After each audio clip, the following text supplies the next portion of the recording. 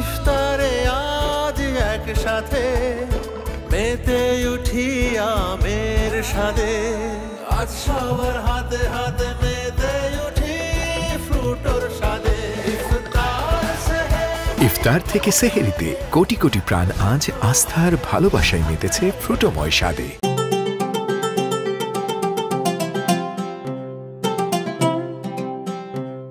প্রাণ ফ্রুটো ইসলামী মনীষী ইউনুস এমরে মুসলিম বিশ্বের শেষ খিলাফত 1238 খ্রিস্টাব্দে জন্মগ্রহণ করেন এই প্রখ্যাত সুফি কবি, পণ্ডিত ও লোককবি। প্রাচীন আনাতোলীয় তুর্কি ভাষা ছিল তার শিল্প সাহিত্য চর্চার মাধ্যম।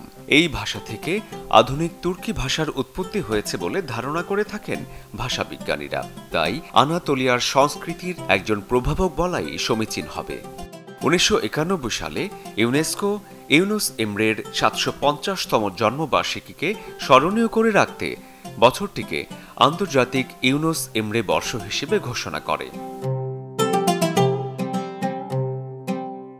ইফতারে আজ একসাথে মেতে উঠি আমের স্বাদে, আজ সবার হাতে হাতে মেতে উঠি ফ্রুটোর স্বাদে। ইফতার থেকে সেহেরিতে কোটি কোটি প্রাণ আজ আস্থার ভালোবাসায় মেতেছে ফ্রুটোময় স্বাদে।